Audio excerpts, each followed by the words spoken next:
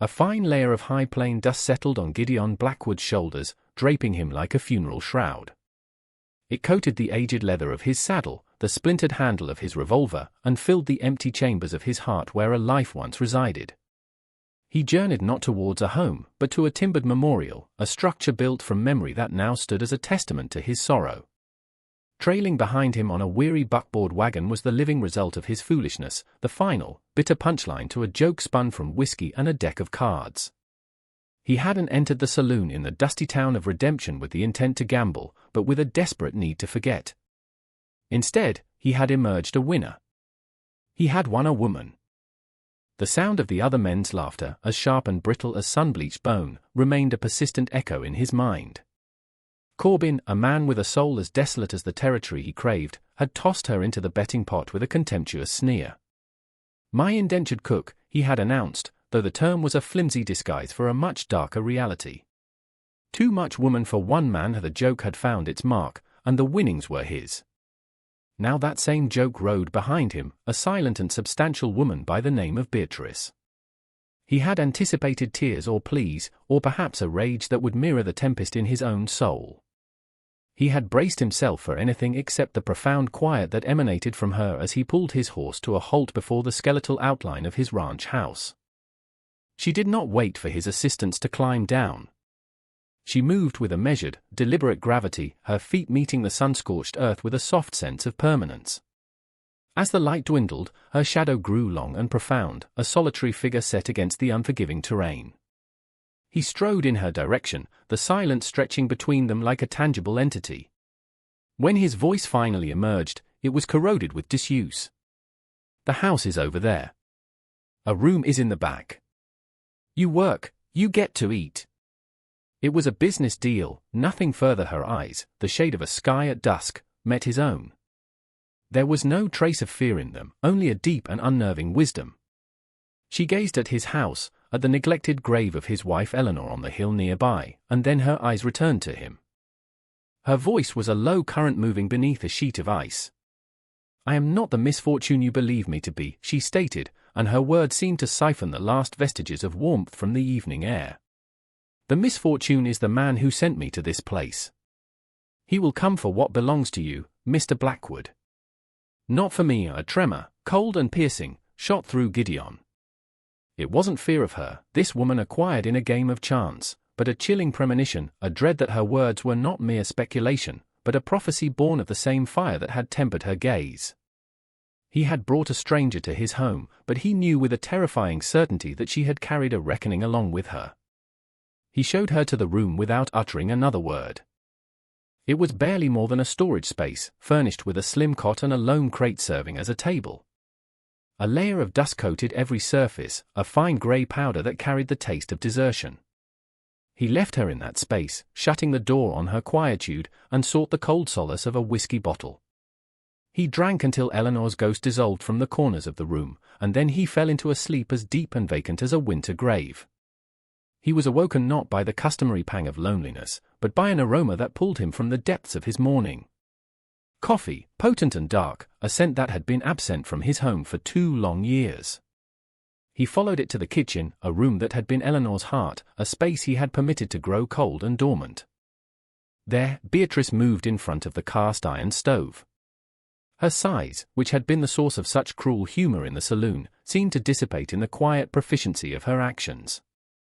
She was not awkward or sluggish, but precise and effective, her hands, broad and skilled, kneading dough on a floured board with a practiced cadence. She had already swept the floors, cleaned the grime from the window glass, and coaxed a dependable, warm flame from the hearth. She did not glance at him as he stood framed in the doorway, a phantom in his own house. She simply poured a cup of coffee from the pot and placed it on the table, a wordless offering. He drank it. It was strong and hot, burning away some of the frost that had taken root deep within his bones. He watched as she slid a loaf of bread into the oven, her motions both economical and graceful. She was transforming the room, breathing life back into the dead heart of his home, and she was doing it without his leave, without a single spoken word. It felt like an invasion, a gentle and frightening conquest of his sorrow. He felt a wall inside him, one he had painstakingly constructed from loss and rage, begin to show the thinnest of cracks. The sensation was so alien, so unwelcome, that he turned and fled the warmth of the kitchen, pursuing the familiar chill of the open range. He worked until he was exhausted, repairing fences that were not broken, his hands chafed and raw, his mind a turbulent storm. But he could not escape the scent of baking bread. His daughter was a whisper. Rose, a child of 6, had receded into the periphery of his existence after her mother's death. Her laughter had been interred with Eleanor, her voice diminishing until it was completely swallowed by the vast, echoing silence of the house. She moved like a ghost, her small, pale face a perpetual, agonizing reminder of everything he had lost. She observed Beatrice from the shadows, a tiny, tired creature studying an unfamiliar animal. Her eyes, wide and somber, tracked the woman's every motion. Beatrice, for her part, appeared not to notice, or perhaps she was fluent in the language of wounded beings. She made no attempt to speak to the girl, offered no insincere smile or placating word. She simply was, a large, steady presence in the chaotic stillness. She would leave a small, warm biscuit on the table where she knew Rose would eventually find it. She mended a tear in the child's faded dress, the stitches so fine they were almost invisible, and left it folded on her bed. These were offerings left on the edge of a forest clearing, invitations that demanded nothing in return. One afternoon, as the low sun projected long shadows across the kitchen floor, Beatrice was humming a low, tuneless melody, like the drone of a bee in summer clover. She was peeling apples, the red skins falling in a single, continuous spiral from her knife. Rose crept out from the shadows of the hallway and stood for a brief moment in the doorway. Beatrice did not turn around. She merely sliced off a piece of apple, crisp and white, and set it on the corner of the wooden table. Then she returned to her task. For a long while, the slice of apple lay untouched. Gideon watched from the window, his breath caught in his chest. Then, a small hand, as delicate as a bird's talon, darted out and snatched the offering. The child scurried back into the shadows to consume it. But she had crossed a boundary. A bridge, fragile and shimmering, had been constructed in the quiet expanse between a broken child and a cast-off woman. For the first time in 2 years, Gideon felt a twinge of something that was not grief, but a tentative, frightening flicker of hope. He turned away from the window, his own heart a battlefield of conflicting emotions.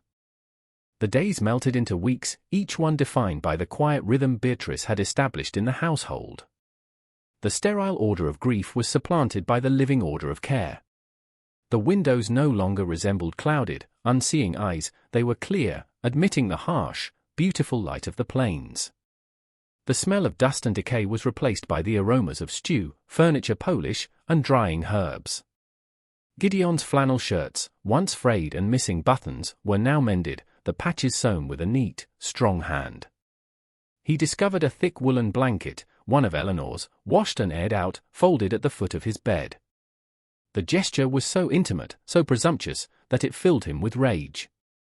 He cast it onto the floor.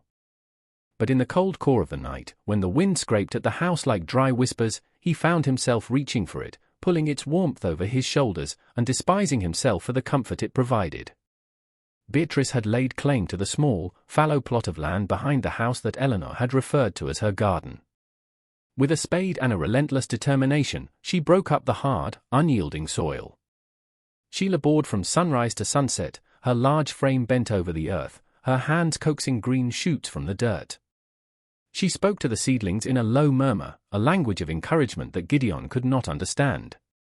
He watched her from a distance, this woman who cultivated life in a place defined by death. Her presence was a constant, low hum set against the screaming silence of his loss. He never spoke to her about anything beyond the necessities of the ranch, and she never offered more than a quiet nod in acknowledgement. And yet, a conversation was taking place between them in the shared space of the house, in the meals she prepared, in the order she was forging from his chaos. He was a man who communicated through deeds, and he understood what she was doing. She was healing his home. The terrifying part was the slow, creeping realization that she might be healing him as well. He found himself noticing small details, the way her brow furrowed in concentration as she sewed, the unexpected gentleness of her hands as she weeded the garden, the deep, steady cadence of her breathing as she slept in the room down the hall. His world, once a monochrome of sorrow, was slowly, reluctantly being filled with color. Rose's world was the first to regain its vibrancy. The whisper she had once directed at the floorboards and the dust motes in sunbeams now found a new destination. She began to talk to Beatrice, her voice a fragile thread of sound. She would ask about the names of the plants in the garden, or what made bread rise, or why the moon changed its shape. Beatrice would answer in her calm, even tone, her voice a steady anchor for the child's tentative explorations of language. The house, once a tomb, now held the small, bright sounds of a child's inquiries and a woman's patient responses. Gideon remained the storm cloud on the horizon of their small, sunlit world. He was a presence of brooding silence, a figure of authority and sorrow that Rose orbited with caution. One evening, the three of them were gathered in the main room.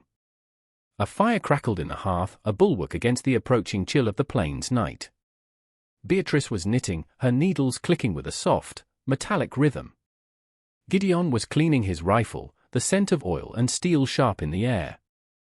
Rose sat on the floor with a piece of charcoal and a sheet of brown paper, completely absorbed in her task. After a long stretch of silence, she stood up and walked over to Beatrice, holding out the paper. On it were three figures. One was a large, round, smiling sun radiating bright, cheerful lines. Beside it was a small, simple flower with its face turned towards the sun. On the other side of the page, set apart from the others, was a dark, jagged shape, a thunderhead spitting scribbled lines of rain. Rose pointed to the sun. "That's you," she said to Beatrice, her voice clear and confident. She pointed to the flower. "That's me." Then her small finger moved to the dark shape. She looked not at Beatrice, but across the room at her father. In the quiet, firelit room, her question fell with the weight of a stone. "Why is Papa a storm cloud?" Beatrice stopped knitting. Gideon's hands froze on his rifle. The child's simple, devastatingly accurate perception of him, voiced with such innocence, stripped him bare. It was not an accusation, but a statement of fact. He was the storm. He was the darkness in his own home, in his own daughter's life. He felt as though he couldn't breathe. Without a word, he stood, placed the rifle back on its rack, and walked out into the cold, dark night, the innocent question pursuing him into the vast, unforgiving emptiness. The winter arrived fast and hard, a bitter wind sweeping down from the mountains, carrying the promise of snow. With it came the fever. It moved through the sparse homesteads of the valley like a phantom thief, stealing the breath from the young and the old. Gideon felt a familiar dread, a cold serpent coiling in his gut. It was a fever just like this one that had taken Eleanor, her life burning out in a matter of days, leaving him with nothing but ash and a silent child. When Rose coughed, a dry, rattling sound that echoed the cough he could never forget, the serpent in his stomach tightened its grip. By nightfall, she was burning. Her skin was hot to the touch, her breathing shallow and rapid. Panic, cold and absolute, seized Gideon. He was frozen in time, reliving the helpless horror of watching his wife slip away. The doctor was in Redemption, a full day's ride away, and the sky was already a bruised, heavy grey, spitting the first hard pellets of snow. He was paralyzed, a storm cloud incapable of anything but raining down his own fear. It was Beatrice who acted. She touched Rose's forehead with a hand that was surprisingly cool and steady. "Get more wood for the fire," she said, her voice cutting through his panic. "And bring me snow." A clean bucket of it. Her command was so direct, so certain, that he obeyed without a second thought. While he was gone, she stripped the child of her sweat-soaked nightgown and began to bathe her forehead and limbs with cool water. She sent him to the pantry for the herbs she had harvested and dried, willow bark and yarrow. She brewed a bitter tea, forcing it gently between Rose's cracked lips. The blizzard hit with the force of a physical blow, screaming around the corners of the small house, piling drifts against the doors and windows. They were trapped, an island in a sea of white. For 2 days and 2 nights, Beatrice did not leave the child's side. She was a mountain of resolve, her large body a shield against the fever. She held Rose. She bathed her. She spoke to her in a low, soothing murmur, her presence a constant, unwavering vigil. Gideon could only watch, a useless, terrified ghost, as this woman he had won as a joke fought for his daughter's life with a strength he had never known. In the long, suffocating hours of the blizzard, with the wind howling its mournful song and the life of his child hanging by a thread, the walls between Gideon and Beatrice finally crumbled into dust. They sat on either side of Rose's small bed, the flickering lamplight carving their faces from the darkness. The silence was no longer a weapon or a shield, it was a shared space of fear and exhaustion. "She looks just like her," Gideon said, his voice a raw whisper. He didn't have to say the name. Eleanor's presence was a constant ghost in the room. The fever, it was the same. He spoke of his wife then, of the way she had laughed, of the plans they had made, of the utter helplessness he had felt as he watched her die. The words poured out of him, a torrent of grief held back for 2 years. Beatrice listened, her gaze never leaving his, her expression one of profound empathy. When he was finished, his confession leaving him hollowed and raw, she spoke. Her own story came not in a rush, but in quiet, measured sentences. She spoke of a life lived on the margins, of being judged and discarded for her size, of the constant, quiet pain of being seen as less than human. She spoke of Corbin. "He didn't buy my indenture," she said, her voice dropping lower. "He won me from my father, who was too drunk and too deep in debt to care. He saw me as property, a thing to be used and mocked." She looked at the sleeping child between them. "He doesn't just covet land, Mr. Blackwood. He covets what other men have. He enjoys breaking things. My warning to you, it wasn't a guess. It was a promise. He let you win me because he knew it would bring him here, to your door. He wants to see you broken." The revelation settled in the room, heavy and cold as the snow outside. They were not just a man, a woman, and a child trapped by a storm. They were two broken people, bound by their shared wounds and a common enemy. In that small, lamp-lit room, surrounded by the raging blizzard, a fragile alliance was forged, a bond created not of love, but of mutual desperation and a dawning, reluctant respect. They were no longer strangers. They were survivors. The blizzard broke on the third morning. The wind died, leaving behind a world of stunning, silent white. In the stillness, Rose's fever broke as well. The heat receded from her skin, her breathing deepened, and she fell into a true, healing sleep. The relief that washed over Gideon was so immense it almost brought him to his knees. He looked at Beatrice, who was slumped in her chair, her face etched with exhaustion, but her eyes clear. He could not find the words to thank her. The debt he owed was too vast, too profound for simple language. So he just nodded, a gesture that carried the weight of everything he could not say.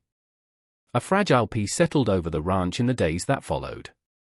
The world outside was hushed and clean, and for the first time, the world inside felt the same. Rose recovered quickly, her return to health bringing a light and laughter to the house that Gideon had thought was extinguished forever. She followed Beatrice everywhere, a small, devoted shadow. But the peace was a borrowed thing, a brief calm before the inevitable storm.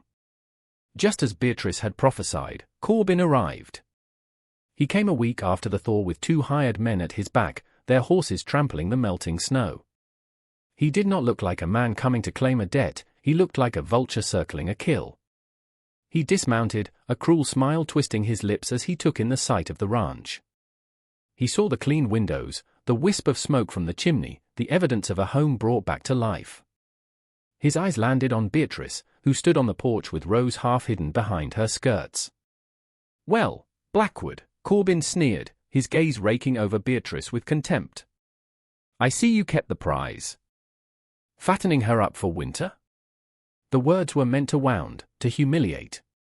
2 years ago, Gideon would have responded with the cold, hard language of his fists or his gun. He would have met the ugliness with a greater violence. But he was not the same man. The storm inside him had finally passed. He looked past Corbin's sneering face. He looked at Beatrice, at her stoic and dignified posture, her hands resting protectively on Rose's shoulders. He saw not the punchline to a joke, but the woman who had faced down death to save his child. He saw the quiet strength that had rebuilt his home and his heart from the rubble of his grief. He saw the sun that had made his little flower bloom again. He saw his family. He stepped forward, moving to stand slightly in front of Beatrice and Rose, a simple, declarative act of protection. He did not reach for the gun at his hip. His strength was no longer in the cold steel he carried, but in the warmth that had been rekindled within him. His voice, when he spoke, was quiet, devoid of anger, but filled with an unshakable, absolute resolve that was more intimidating than any threat. "This is my home," he said, his eyes locked on Corbin. He then gestured slightly with his head toward Beatrice and the child behind him. "This is my family." The words were simple, but they were a vow, a public claim that redrew the lines of his world. "You will leave this land now." Corbin was taken aback. He had expected rage, a fight, a satisfying explosion from the broken man he had come to ruin. He did not know how to combat this calm, solid certainty. "I have the deed, Blackwood," Corbin blustered, pulling a piece of paper from his coat. "Your debt is paid with this land." "That paper is a lie, and you are a coward," Gideon stated, the words flat and true. "You prey on the weak and the grieving." "But my grieving is done." He took another step forward. Corbin's men shifted, their hands moving toward their guns. Gideon did not flinch. "Leave, or you will be carried from this place." There was no hatred in his voice, only the cold promise of a man who had found something worth defending, something worth dying for. Corbin, a bully who only understood the language of fear and dominance, saw something in Gideon's eyes he had never seen before, a man who was not afraid. He hesitated, his bluster failing him. With a final, venomous curse, he wheeled his horse around. "This isn't over," he spat, before riding away, his men trailing behind him like defeated dogs. Gideon stood his ground until they were nothing but small specks on the horizon. The victory was quiet, but absolute. That evening, the world felt new. The setting sun painted the snow-covered plains in hues of rose and gold. The air in the house was warm, thick with the smell of roasting chicken and the lingering scent of wood smoke. They ate their meal in a comfortable silence, a new language they had learned together. The silence was no longer about what was broken, but about what was being built. Rose, tired from the day, fell asleep with her head in Beatrice's lap, her small chest rising and falling in a peaceful rhythm. Beatrice stroked the child's hair, her large hand infinitely gentle. Gideon watched them, his heart full of a feeling so potent it was almost painful. The house was no longer a tomb. It was a sanctuary. The fire in the hearth burned bright, and for the first time, it was matched by a fire in his own soul.